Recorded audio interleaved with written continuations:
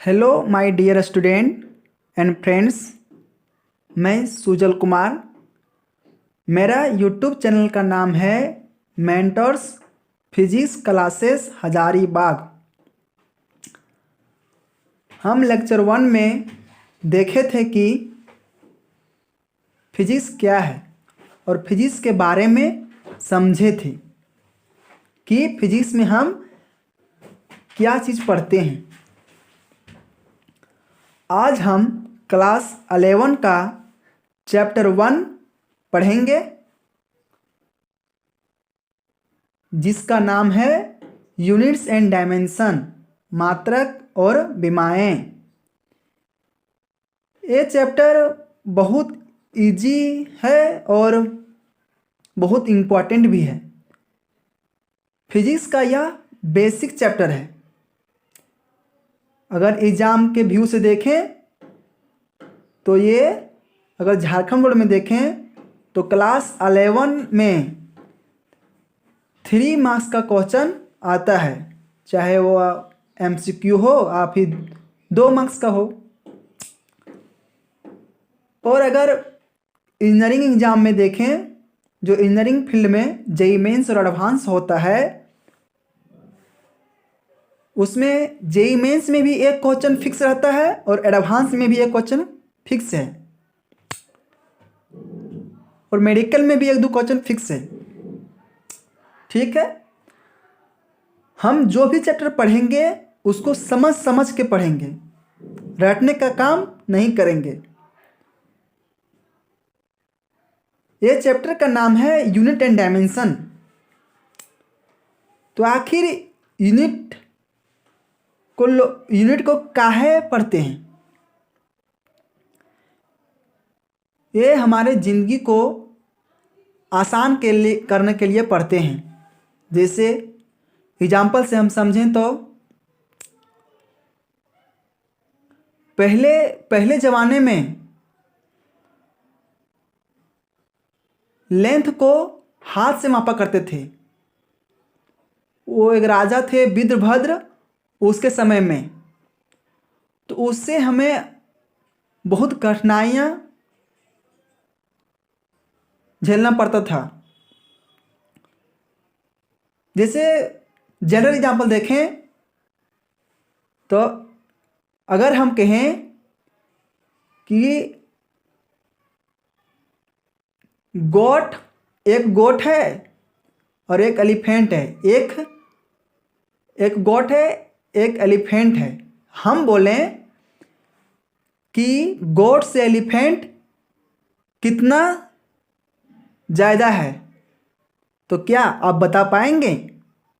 नहीं।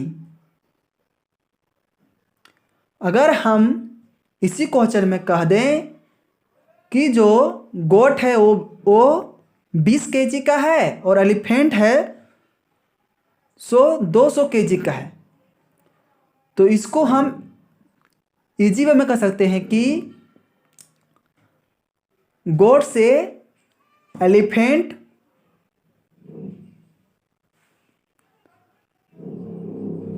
10 टाइम्स ज़्यादा है। ठीक ना? अगर हम एक एग्जाम्पल और देखें तो अगर हम बोलें कि कोर्रा से गांधी मैदान कितना दूर है, तो क्या आप बता पाएंगे? नहीं। अगर इसी क्वेश्चन में हम कह दें कि कोर्रा से गांधी मैदान 2 किलोमीटर है, तो हमारे जीवन में या फिर हम लोग को यह सुविधा हो जाएगा,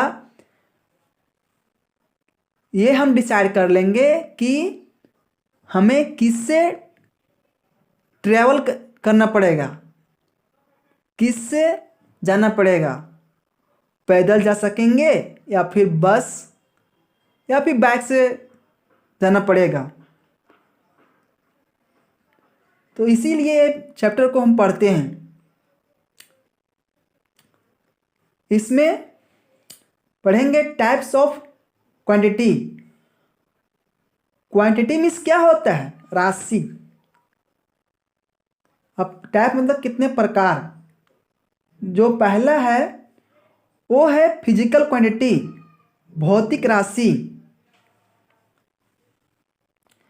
ए quantity that can be measure is called physical quantity. वैसी क्वांटिटी जिसको हम मेजर कर सकते हैं, जिसको हम माप सकते हैं, उसको हम फिजिकल क्वांटिटी कहते हैं। जैसे एग्जाम्पल लें तो देखें, ये पेन है, ये पेन है ना, इसका मास क्या है, लेंथ क्या है। अगर ये मौसम में हो तो इसका वेलोसिटी क्या होगा, इसका एरिया क्या होगा, ये सारा चीज़ को हम मेजर कर सकते हैं। तो वैसी क्वांटिटी जिसको हम मेजर कर सकते हैं उसको हम फिजिकल क्वांटिटी कहते हैं।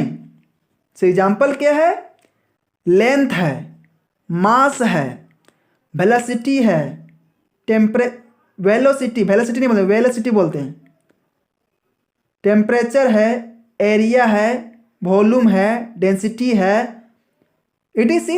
मतलब कि और भी होगा मेजरेबल क्वांटिटी। जितना भी मेजरेबल क्वांटिटी है उसको हम फिजिकल क्वांटिटी कहते हैं। दूसरा देखें तो नॉन फिजिकल क्वांटिटी, वैसी क्वांटिटी जिसको हम मेजर नहीं कर सकते। A quantity that can not be measure is called non physical quantity. वैसी क्वांटिटी जिसको हम मेजर नहीं कर सकते उसको हम नॉन फिजिकल क्वांटिटी कहते हैं। जैसे एग्जाम्पल देखें, बिल्डिंग मीन्स घर का पॉपुलेशन माप सकते हैं, मेजर कर सकते हैं, लेकिन घर का क्या नापेंगे, कुछ नहीं। अगर बोलें बस, तो बस अगर मोशन में है तो उसका वेलोसिटी या स्पीड निकाल सकते हैं, माप सकते हैं। सर रूम का क्या मापेंगे, उसमें क्या है वो माप सकते हैं, लेकिन रूम का क्या माप, कुछ नहीं माप सकते हैं। रोड है, रोड का क्या नहीं नाप सकते हैं। से मुंबई है,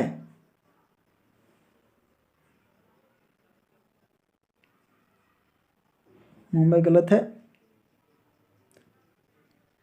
मुंबई का क्या नापेंगे, उसका पॉपुलेशन नापेंगे, वहाँ का टेम्परेचर नापेंगे, पोल्यूशन नापेंगे। मुंबई का क्या नापेंगे, कुछ नहीं नाप पाएंगे।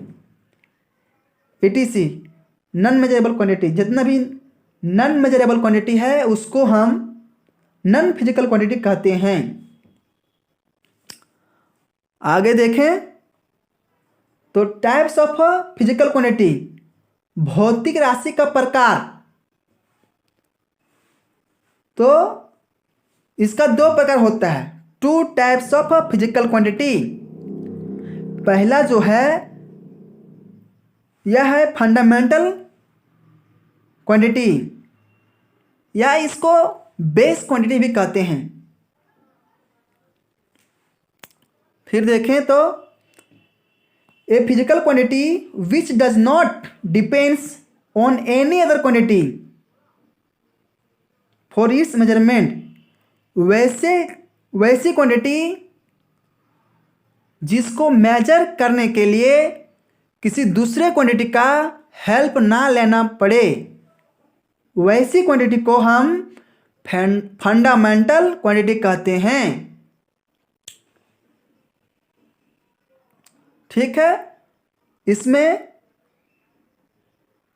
7 फंडामेंटल क्वांटिटी है और 2 सप्लीमेंट्री क्वांटिटी है। आगे देखते हैं।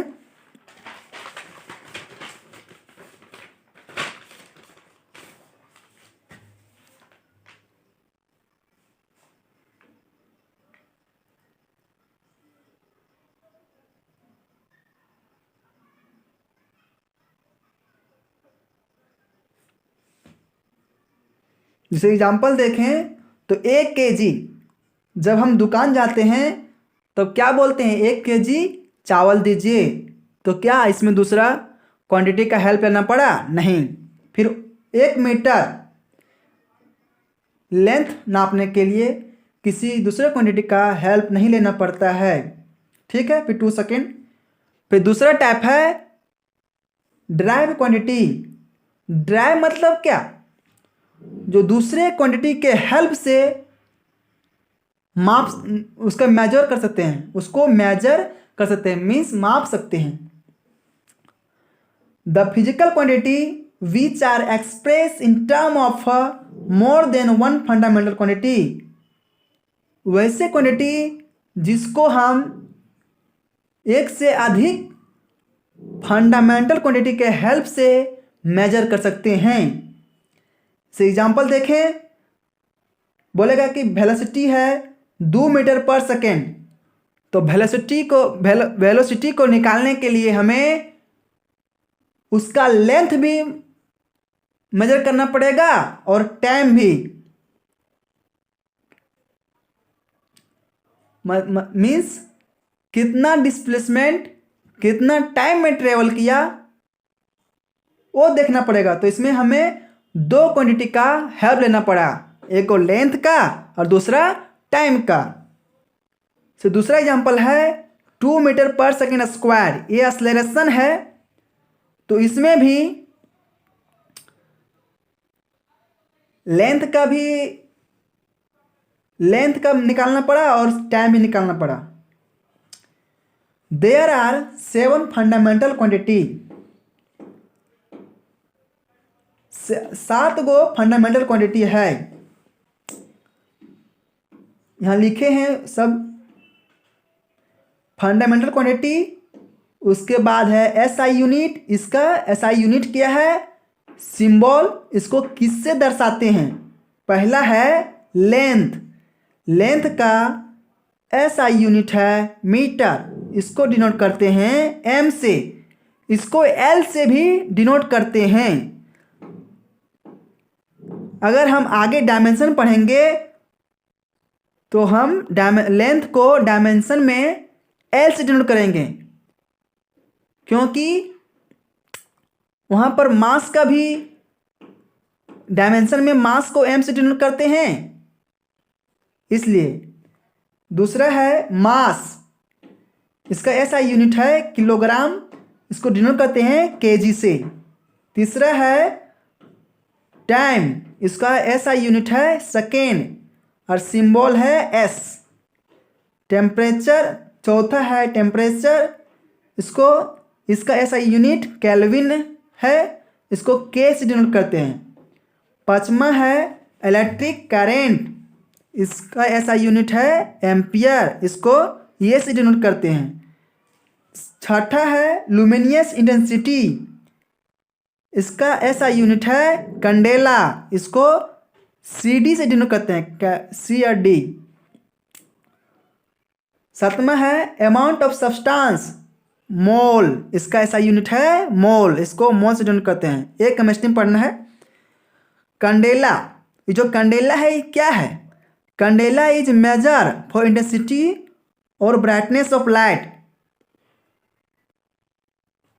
ये कितना पर सेकेंड, बल्ब जो है वो पर सेकेंड कितना एनर्जी को रेडिएट करता है, उसका ब्राइटनेस को मापते हैं कैंडेला के हेल्प से। ठीक है, अब आगे देखते हैं।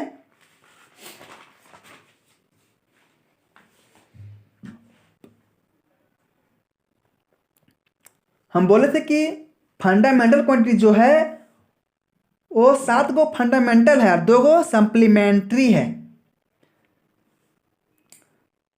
तो there are 2 types of supplementary quantities. यहां लिखे हैं सप्लीमेंट्री क्वांटिटी, फिर एसआई यूनिट और सिंबल। पहला है प्लेन एंगल, इसको डिनोट करते हैं थीटा से। इसका एसआई यूनिट है रेडियन, इसका सिंबल है आरएडी, रेड। दूसरा है सॉलिड एंगल, इसको डिनोट करते हैं ओम से। इसका ऐसा यूनिट है ऑस्ट्रेलियन, इसका सिंबल है एसआर। जैसे कि हम बोले थे कि जो हम पढ़ेंगे उसको फील करेंगे और समझेंगे। तो यहाँ समझने का काम करते हैं। प्लेन एंगल कैसा होता है? ये 2D एंगल होता है। जैसे ये पेन है, अगर इसको रखें, देखो ये x में है,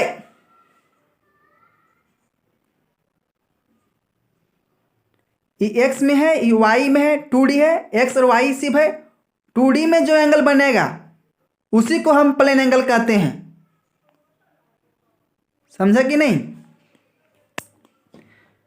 मान लो कि एक लाइन इधर से ड्रॉ किए, इधर से ड्रॉ किए, और जो ये थीटा बना इसी को हम प्लेन एंगल कहते हैं। अगर उसी को हम सर्कल में देखें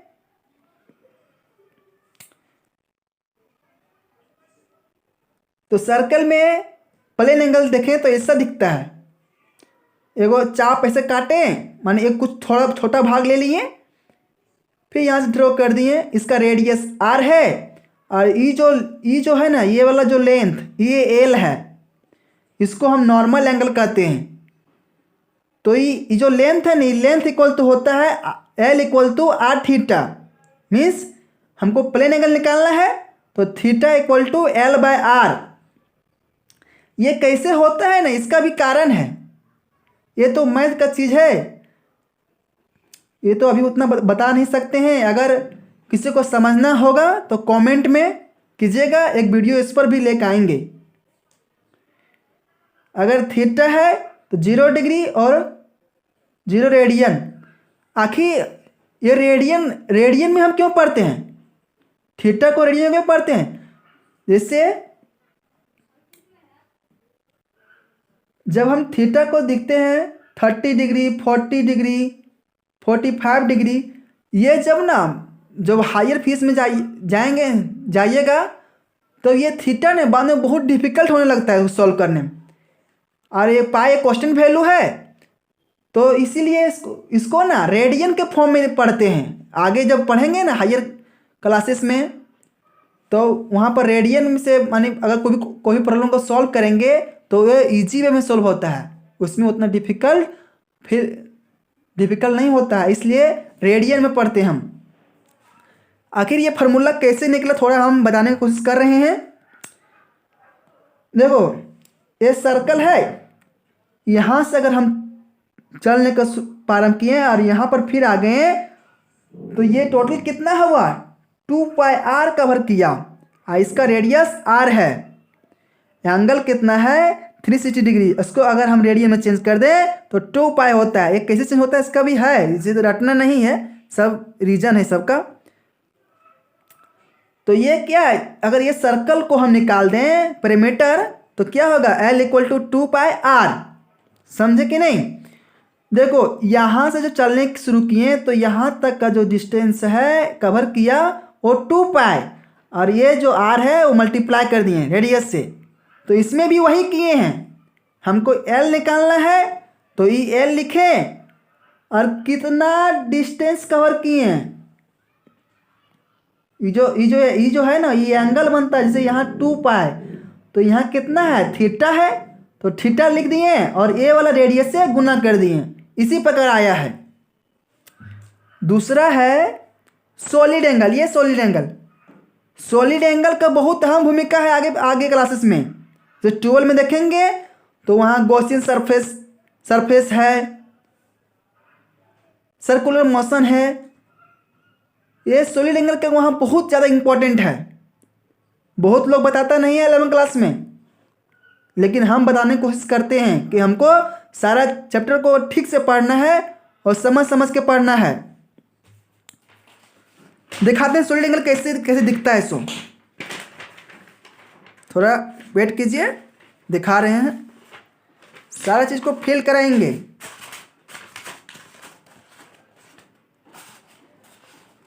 ये जो दिखता है थोड़ा बड़ा हो जाता है, तो दिखा रहे हैं काट के।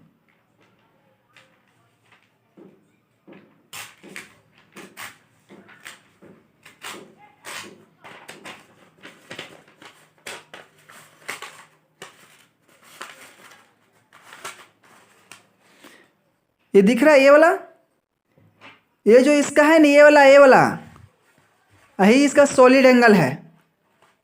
इसको जितना बड़ा करेंगे उतना एंगल बढ़ते जाएगा।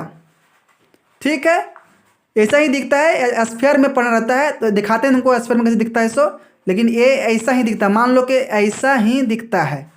ठीक है, सॉलिड एंगल क्या है? 3D angle. ये जो हम लोग जो हमारा जो आँख करता है वो 3D में काम करता है। 3D मतलब क्या? जो हाइट को भी नाप सकता है, लेंथ को भी देख सकता है, ब्रेथ को भी नाप सकता है, डीप को भी माप सकता है, उसको उसमें उसी को 3D एंगल कहते हैं। 3D एंगल को ऐसे दिखाए ना, ऐसे ये एरिया है, इससे दिख रहा था। देखो एगो स्फीयर ले लिए कि नहीं? एक ठो एरिया यहाँ काटे हैं, ये यहाँ से ड्रॉ किए इससे, ये रेडियस आर है। ये जो एंगल है ना सॉलिड एंगल का, इसको हम डिनोट करते हैं ओम से। ये ओम आप लोग पढ़े होंगे क्लास 10 में, और नहीं पढ़े होंगे तो क्लास 12 में पढ़ना है। इसका जो मिनिमम एंगल है ना वो 0 होगा। जो पूरा देंगे छोटा के गोल, पूरा गोल, तो नेग्लिजिबल टाइप का, तो 0 हो जाएगा। और जब पूरा बढ़ा देंगे, पूरा फैला देंगे, तो हो जाएगा 4 पाई स्टेडियन। तो ओम इक्वल टू 4 पाई। ये देखो इसका फार्मूला होता है, ये एरिया निकाला है, S equal to ohm pi R square. ये कैसे निकलता है? देखो ओम इक्वल टू 4 पाई, मतलब कि यहाँ से इसका पूरा कितना कवर किया? सो 4 पाई। तो सर एरिया ऑफ स्पेस जानते हैं 4 pi R square, 4 pi R square. देखो इसमें क्या है, ये जो एंगल है 4 पाई है, और जो रेडियस है उसे मल्टीप्लाई कर दिए तो 4 पाई आर स्क्वायर। देखो यहाँ पर क्या है, एंगल है ओम, तो ओम यहाँ लिख दिए, और इसका रेडियस से मल्टीप्लाई कर दिए। ठीक है, तो उसी प्रकार निकलता है। इसका भी बहुत है, लेकिन भी उतना टाइम तो है नहीं। Del ohm equal to S by R square ये होता है, और ये एंगल होता है जो ये यूनिट लेस, डायमेंशन लेस होता है। डायमेंशन में हम पढ़ेंगे, वो बताएंगे आगे।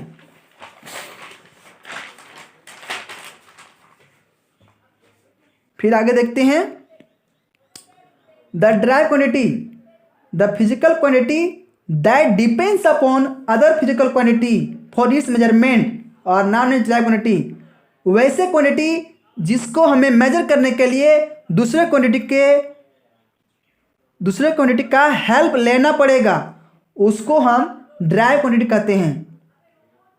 फिर देखते हैं आगे, the measurement of a drive quantity directly depends upon other quantity.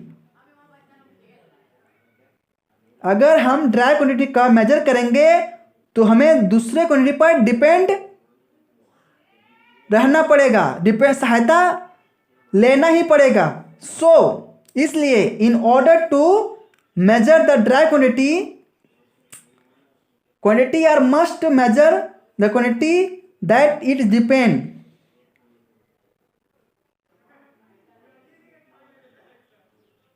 अगर हमको ये बोला है कि अगर हमको ड्राइव क्वांटिटी को मेजर करना है तो हमें जिस क्वांटिटी पर डिपेंड करता है उसको पहले मेजर करना ही पड़ेगा। द ड्राइव क्वांटिटी, देखो वेलोसिटी है, इसका मीटर पर सेकेंड होता है। Velocity equal to displacement by time. तो डिस्प्लेसमेंट को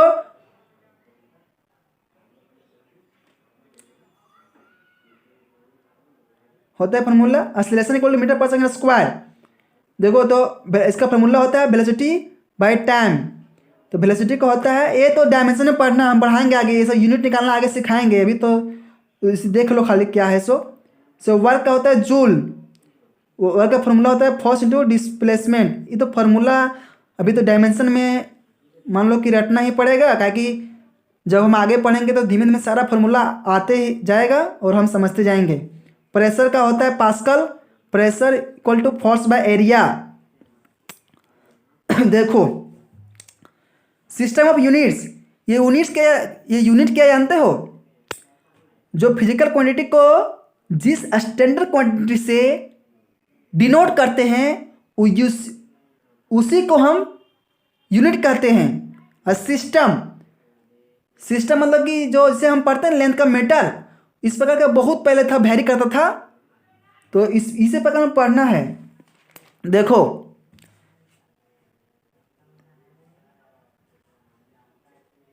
एक वो सिस्टम है सीजीएस और दूसरा है एमकेएस और तीसरा है एफपीएस।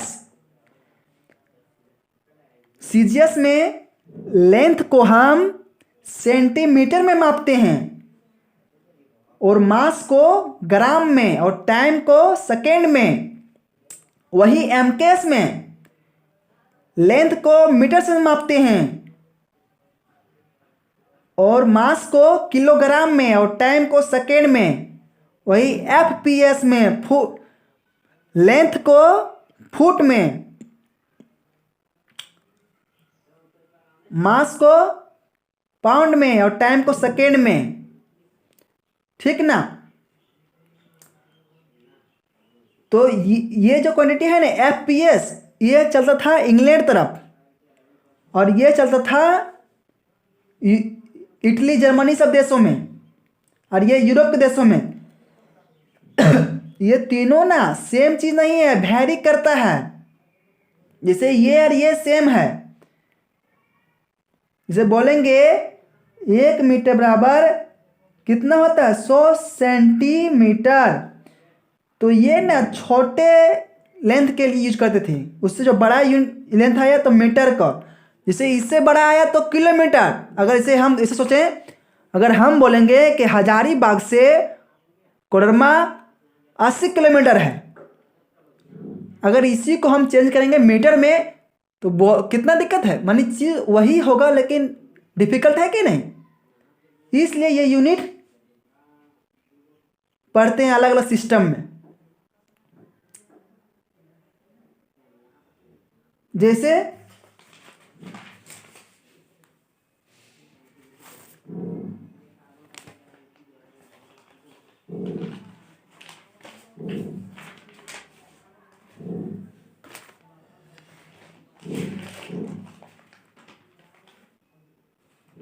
इसे 1 मीटर बराबर ना कितना 2.88 फुट होता है। इसका भी पाउंड में 1 पाउंड बराबर 1 केजी बराबर क्या होता है, कुछ होता है, ऐसे 3.3 पाउंड सब होता है। तो ये और ये ना अलग अलग है, ये और ये अलग अलग है। और एक और बात बताते हैं, ये जो साइंटिस्ट है ना जियोवानी जीर्जी, ये ना एक इलेक्ट्रिकल इंजीनियर है और साइंटिस्ट भी है। पहले तो इतना ही क्वांटिटी से काम चल जाता था, ठीक। उसके बाद में ना यही साइंटिस्ट एम्पियर दिए थे कि करंट को, जब इलेक्ट्रोडायनामिक्स का खोज हो गया था तब करंट आया, तो यही बताए थे कि करंट का एसआई यूनिट एम्पियर यही बताए थे। तो इसको 1906 में यानी स्वीकार कर लिया गया था। तो यही सब प्रॉब्लम को सॉल्व करने के लिए सारा देश मिलकर एक सिस्टम बनाए, international unit system, SI system. तो इसमें जब यही एम्पियर आया ना, तो जब बहुत दिक्कत होने लगा तब एसआई का खोज हुआ। मानी खोज क्या, ये तो सारा देश मिलकर एक मानी क्या किया, उसको फिक्स किया कि एसआई में मापेंगे तो हमें इजी पड़ेगा, ठीक। इसीलिए ये हम लिख दिए हैं सिस्टम ऑफ यूनिट्स। सिस्टम है लेंथ, मास और टाइम से। एफपीएस में जो बताए वहाँ लेंथ को फुट में मापते हैं, मास को पाउंड में मापते हैं, टाइम को सेकेंड में मापते हैं। सीजीएस में लेंथ को सेंटीमीटर में मापते हैं, मास को ग्राम में मापते हैं, टाइम को सेकेंड में मापते हैं, और MKS में लेंथ मीटर में मापते हैं, मास को किलोग्राम में मेजर करते हैं, टाइम को सेकेंड में मेजर करते हैं। ठीक है, आज हम यहाँ तक पढ़ें। अब आगे हम पढ़ेंगे तीसरा लेक्चर में यूनिट एंड डायमेंशन, उसके बाद पढ़ेंगे सिग्निफिकेंट फिगर। ये चैप्टर बहुत बड़ा है। अगर NCERT के अनुसार देखें तो पहला चैप्टर में इतना ही है, यूनिट एंड डायमेंशन। ये यूनिट पढ़ लिए, अब हम डायमेंशन पढ़ेंगे, इससे खत्म हो जाएगा। लेकिन सिग्निफिकेंट फिगर भी पढ़ना है, वो देखेंगे हम, इसमें थोड़ा क्लास लगेगा। ठीक है, थोड़ा चैनल को सब्सक्राइब कीजिए और लाइक भी कीजिए, सपोर्ट कीजिए। आगे हम डायमेंशन पढ़ेंगे। ठीक, आज हम यहीं एंड करते हैं। ठीक है, तो थैंक यू।